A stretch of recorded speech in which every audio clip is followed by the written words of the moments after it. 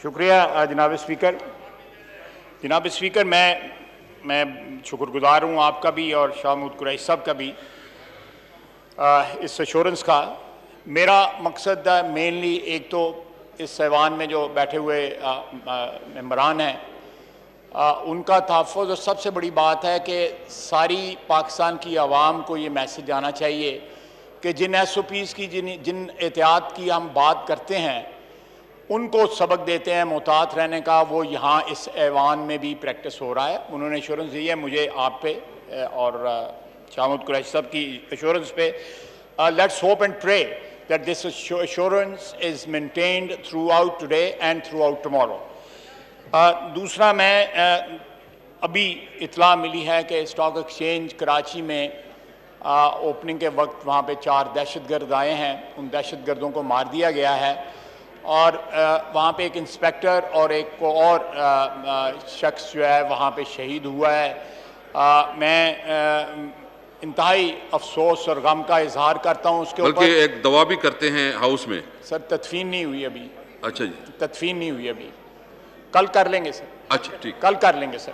सो तदफीन आज। सर दूसरी बात यह है कि मैं इसी टॉपिक पे 1-2 मिनट बात करना चाहूँगा। हमारी order in the house please, order in the house please. Cheema साहब, थोड़ा चीमा साहब तशरीफ रख लें प्लीज, प्लीज। जनाब स्पीकर के 2013 में जब हम बरसरे इक़्तिदार आए, एक दहशतगर्दी का एक बाज़ार गर्म था पाकिस्तान के तूलो अर्ज़ में। पीपल्स पार्टी की हुकूमत में एक का आगाज़ किया गया जिसमें स्वात का ऑपरेशन था और भी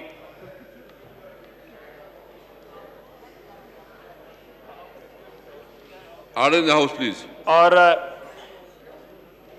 उससे दहशतगर्दी के वाक़यात में कमी आई। लेकिन अभी भी जब 2013 में हमने इक़्तिदार संभाला, मियां नवाज शरीफ वज़ीर आज़म बने, तो पाकिस्तान का कोई फ़र्द कराची से लेकर गिलगित तक दहशतगर्दी से महफूज नहीं था।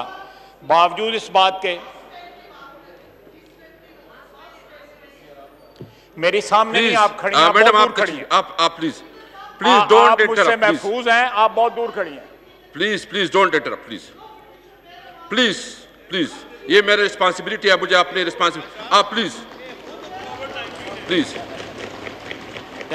जी। जनाब स्पीकर, खासा फर्क है, उनको मुझसे महफूज ही है, मेरे मुझसे वो वैसे भी महफूज ही हैं सर। तो जनाब स्पीकर,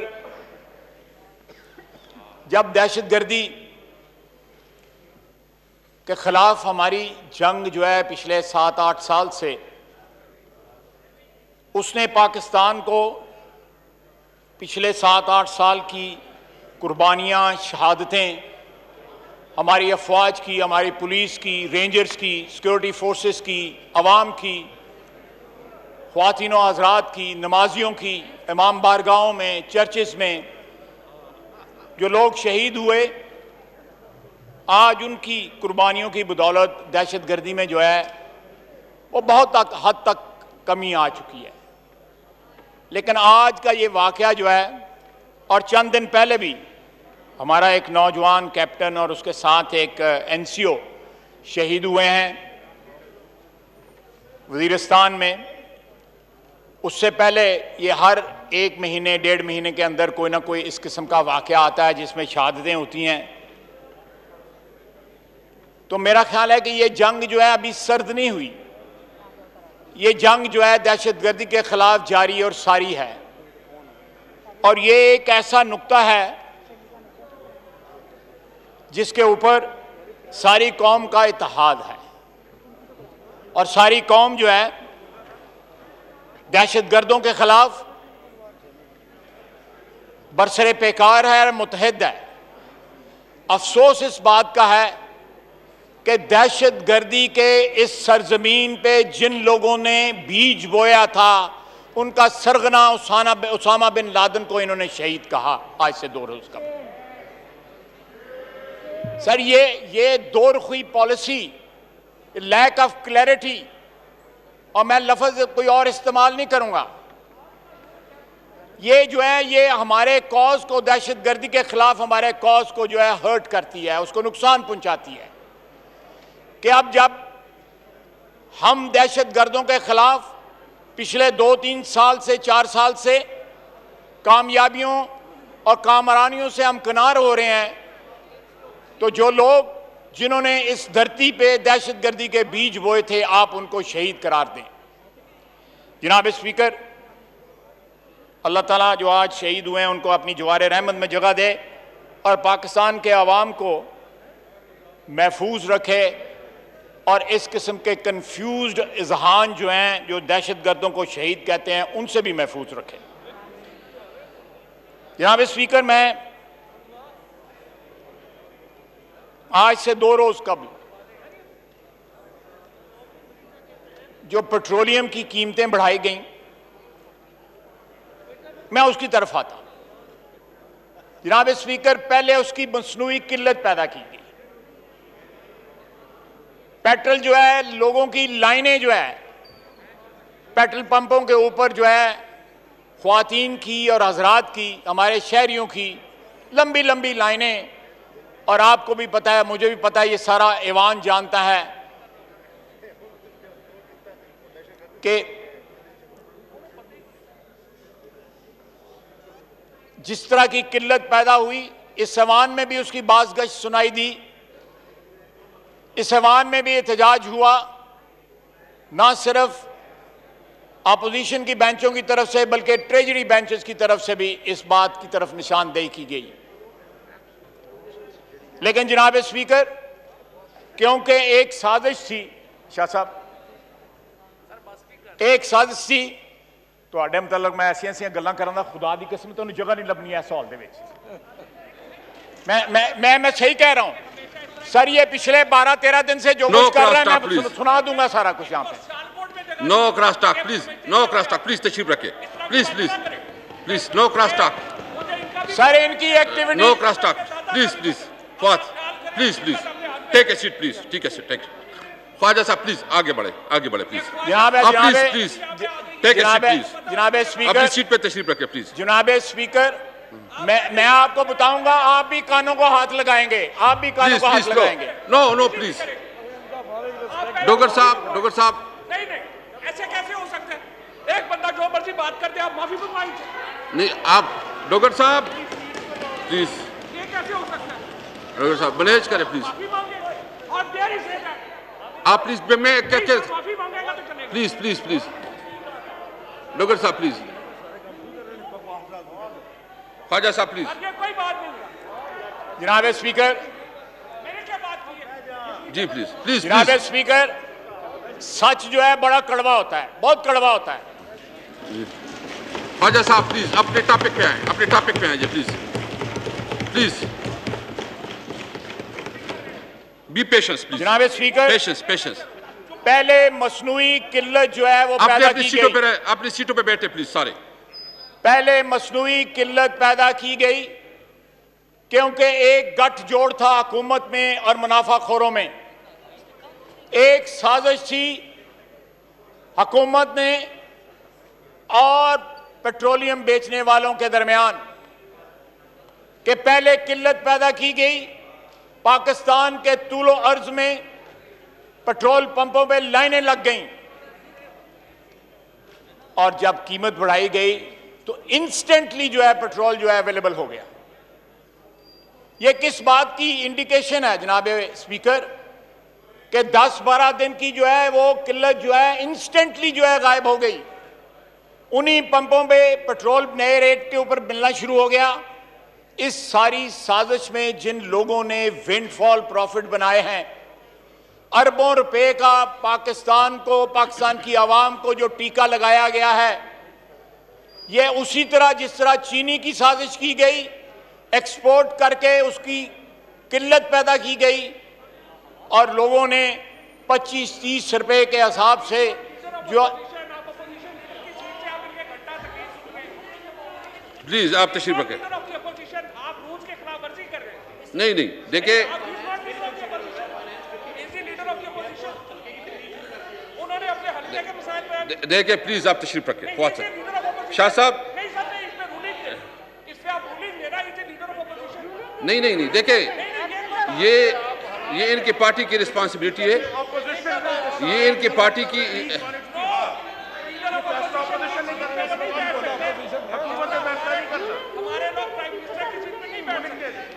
जनाब स्पीकर जी, जनाब स्पीकर, पेट्रोलियम जो की किल्लत जो है वो सिर्फ मेरे हल्के की नहीं, वो सारे पाकिस्तान की है सर। मैं उस पेट्रोलियम की किल्लत पे, और it directly relates the budget. ये जो पेट्रोलियम लेवी है ये बजट को डायरेक्टली रिलेट करती है, अगर इनको ये इतराज है ना। प्लीज अब्बास साहब प्लीज।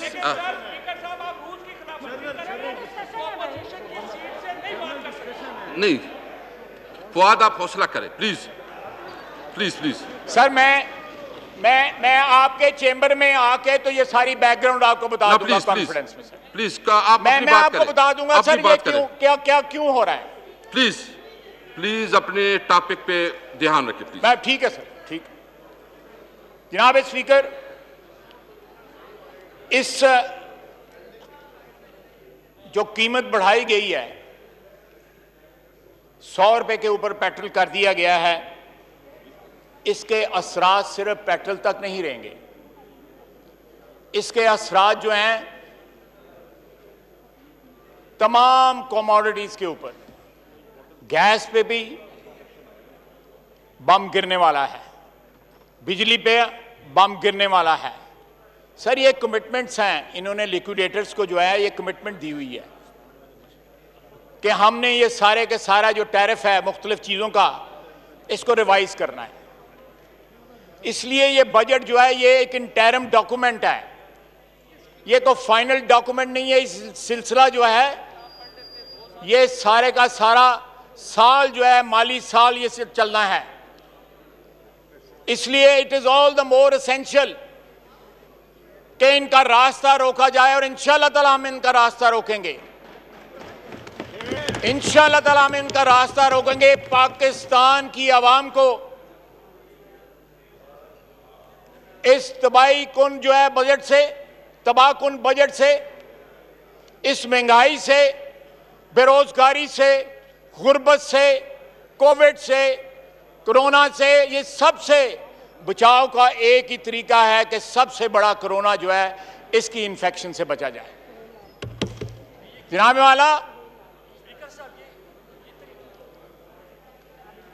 वाला ये महंगाई का तूफान जो है पाकिस्तान के अवाम में कोविड के स्टार्ट से पहले 2.5-3 मिलियन जो बेरोजगार अफराद थे, आज बेरोजगार अफराद की तादाद जो है वो 1.25 करोड़ हो चुकी है। गुर्बत की लकीर से नीचे जो लोग हैं उनकी तादाद 50% हो चुकी है, यानी आधी आबादी हमारी जो है गुर्बत की लकीर के नीचे चली गई है। इन हालात में जनाब वाला क्या रिलीफ दी गई है?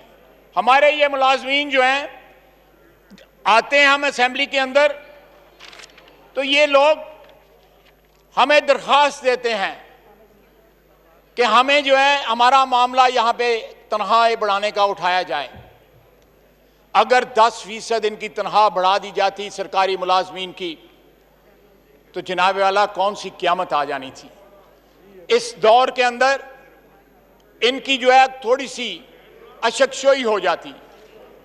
हमारे यहाँ पे जो मुलाजमीन है पिछले 1 साल से जो बजट, पिछले 1 महीने से जो बजट की तैयारी के अंदर दिन रात काम कर रहे हैं, उनको ऑनरेरियम दे दिया जाता तो क्या हो जाता। जनाब वाला आज भी जो फ्रंट लाइन हमारे मुजाहिद हैं, डॉक्टर, नर्सेज और पैरामेडिक्स, वो मुस्तकिल बुनियादों पे मुलाजिम नहीं है। मैं पंजाब का आपको बता रहा हूं, वो सारे कच्चे मुलाजमीन हैं।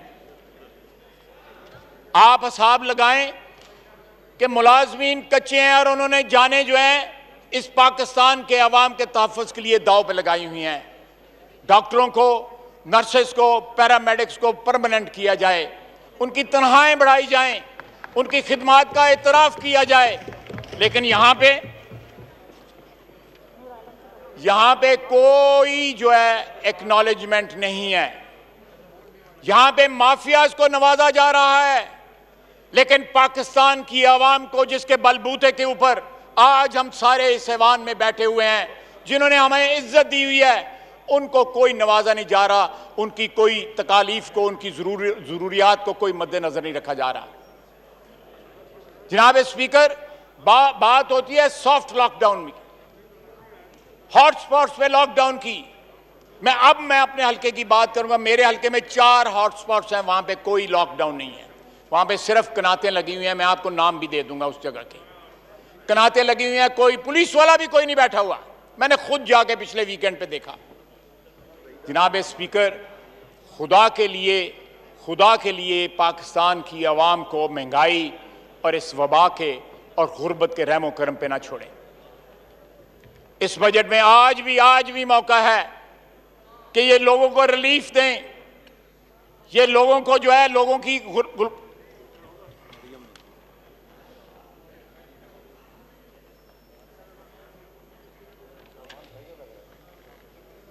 आज भी रिलीफ दें।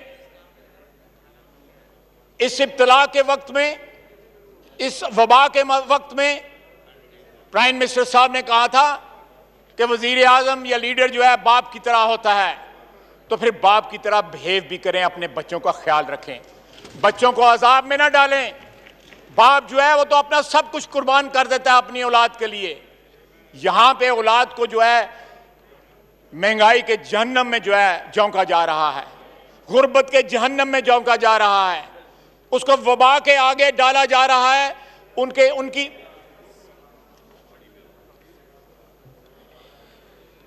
जनाब वाला, ये बातें जो हैं, इनको रेटरिक के तौर पे इस्तेमाल ना करें। इन बातों को खोखले नारे जो है ना बनाएं। इन नारों को जो है बैकअप करें with solid steps in the budget, ताकि लोगों को कोई रिलीफ मिल सके। पाकिस्तान के तूलो अर्ज में लोग चिल्ला रहे हैं, लोग महंगाई के बोझ तले जो है मर रहे हैं। और हमारे यहां पे जनाब वाला, जो हालात हमारे जिस तरह बिगड़ते जा रहे हैं, यूरोपियन यूनियन ने पाकिस्तान की एंट्री जो है बैन कर दी है। जिस तरह हमारे यहां से एक्सपोर्ट हो रहा है, 23% ऑस्ट्रेलिया से इंपोर्टेड कोविड इन्फेक्शन पाकिस्तान से गई है। एक फ्लाइट के अंदर 29 पाकिस्तानीज हांगकांग में कोविड इन्फेक्टेड थे। The biggest chunk of Covid imported Covid infection in Britain is from Pakistan. हम बदनाम हो रहे हैं जनाब। पाकिस्तान जो है वो अपना हेल्थ सिस्टम जो है उसका कोलैप्स जो है, सारी दुनिया उसको देख रही है कि किस तरह यहाँ पे कोलैप्स हुआ है। और हम जो है, लोग जो है बाहर जो हमारे यहाँ से सफ़र कर रहे हैं। ऊपर से जनाब वाला, मैं ज़्यादा बात नहीं करना चाहता, लेकिन जाली डिग्रियों का, पायलटों को तो बात की गई है, इंजीनियर्स की तो बात की गई है कि उनकी जाली डिग्रियां हैं। और पाकिस्तान में we have washed our dirty linen openly all over the world, लेकिन अपनी जाली डिग्री की बात नहीं की गई। पायलटों की जाली डिग्रियों की बात हुई है, लेकिन अपनी जाली डिग्रियों की कोई बात नहीं की। जनाब स्पीकर, जब लोगों पे उंगली उठाओ तो पहले अपने गिरेबान में भी झांक लेना चाहिए। मैं ज्यादा तफसील में नहीं जाना चाहता। जो है जनाब वाला, एमिरेट्स ने जो है फ्लाइट्स जो है, आई एम इन्फॉर्म्ड दे आप एक्सप्लेन कर लेंगे, आप एक्सप्लेन कर लेंगे, मैं आपको मौका दे दूंगा। मैं जनाब वाला, हमारे यहां पे इस वक्त भी जो मीडिया की सिचुएशन है, जिस तरह मीडिया को मजल किया गया है, जिस तरह आवाजें दबाई जा रही हैं, मैं समझता हूं कि जमहूरियत का दावा करने वाले, जमहूरियत का दावा करने वालों को यह जेब नहीं देता। ये चेहरों पे जो नकाब, ये मास्क तो सारे चेहरों पे आ गए हैं, लेकिन इनके चेहरों पे दोहरा नकाब है। शिबली यहाँ पे फराज नहीं है, नहीं तो उसके वालिद का शेर उसको याद के छोरा दोहरा नकाब वाले लोग कौन होते हैं। जनाब वाला, मीर शकीलुर रहमान आज भी कैद है। पाकिस्तान के सबसे बड़े मीडिया हाउस के मालिक हैं। 100 से ज़्यादा 110 से ज़्यादा दिन हो गए हैं। किसी मुल्क में जब मीडिया पे कतगन हो, मीडिया की आवाज़ बंद की जाए तो वो सारे माशरे के लिए शर्म का बायस होता है, और ख़ुसूसन जो हम लोग जो रिप्रेजेंट करते हैं, जो जमहूरियत का दावा करते हैं, उनके लिए और ज़्यादा बायस शर्म होता है। जनाब वाला, मैं आज ये प्रोसेस स्टार्ट होगा, मैं यहाँ पे 2-3 बातें मैं ज़्यादा से ज़्यादा 2-3 मिनट में मैं उनको टच करूँगा। जनाब स्पीकर, मैं आपका शुक्रगुजार हूँ कि बजट का इजलास जो है जिस तरह कंडक्ट किया गया और जिस तरह हमें टाइम मिला, मैं आपका शुक्रगुजार हूँ।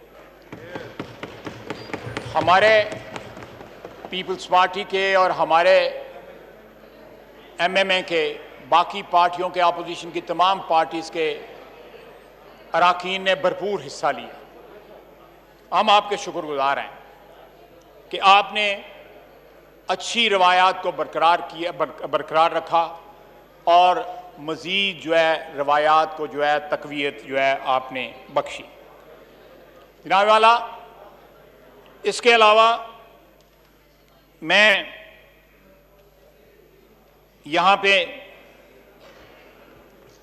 अगले एक रोज़ या कल मेरा ख्याल है इजलास आप इख्तिताम हो रहा है, फिर नए इजलास का जो है सिलसिला स्टार्ट होगा। यहाँ पे एक बहुत अहम मसला सारे इजलास में ज़ेर बहस रहा और वो लोकस्ट का था।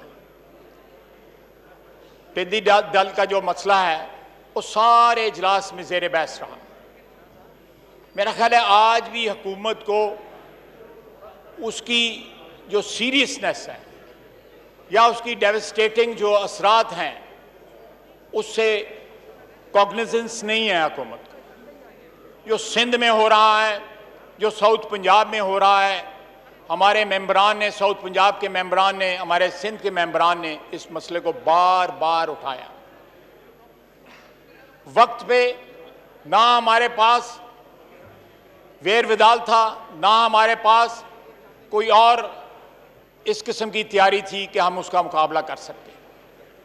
आज भी टिड्डी दल जो है, और कहा जा रहा है कि और जगह से स्वाम्स जो हैं वो आ रहे हैं और आइंदा आने वाले महीने जो हैं वो हमारे लिए, हमारी एग्रीकल्चर के लिए बड़ा तबाहकुन हो सकते हैं। जनाब वाला, ये एक ऐसा मसला है जो एमरजेंसी मांगता है, जो फोकस मांगता है हुकूमत का, और तमाम तर ज़राए जो हैं उसमें अगर लगा दिए जाएं तो हमारी एग्रीकल्चर बच सकती है। Thank you.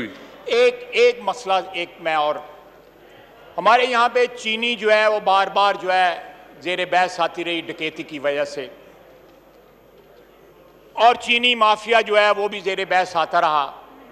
जनाब वाला, मैं यहाँ पे हमारे जो एग्रीकल्चर के ऊपर लोग बोले हैं, हमारे दोस्त जो हैं, उन्होंने भी ये चीज़ पॉइंट आउट की। शाहमूद कुरैशी साहब ने भी ये चीज़ पॉइंट आउट की। सर, अगर चीनी माफिया से आपने जो है निजात हासिल करनी है तो जो एरिया कॉटन का है वो गन्ने में जो चला गया है, शिफ्ट हो गया है। जो कॉटन का ज़ेर काश्त रकबा था वो गन्ने का ज़ेर काश्त रकबा बन गया है, और पानी सब सॉइल वाटर जो है वो बड़ा डिप्लीट हो रहा है। अगर इसको रिवर्स कर लिया जाए तो मेरा ख्याल है कि सर हमारी कॉटन भी बच सकती है और हमें ये चीनी की डकैतियों से भी हमें छुटकारा हासिल हो सकता है, इस माफिया से भी हासिल हो सकता है। ये इसके बाद आप सरवर खान साहब ये ख़त्म करें। आप मैं जनाब वाला, मैं एक फिक्रा कहूँगा कि कल टीवी पे एक टिकर चल रहा था, वज़ीर आज़म ने कहा है कि मेरे अलावा किसी के पास वज़ीर आज़म बनने की चॉइस कोई नहीं है। सर, हमारी तारीख जो है वो भरी पड़ी है, दुनिया की तारीख बड़ी भरी पड़ी है इस किस्म के तकब्बराना अल्फाज से कि मैं इंडिस्पेंसिबल। ये बड़े लोगों ने कहा, बड़े इंडिस्पेंसिबल हूं। जब इंसान अपने आप को इंडिस्पेंसिबल समझना शुरू कर देता है उसका जवाल जो है बहुत करीब होता है। जनाब स्पीकर, कोई इंसान कोई इंसान इंडिस्पेंसिबल नहीं है। इस दुनिया से तारीख गवाह है, हमारा ईमान गवाही देता है कि पैगंबर रुखसत हो गए,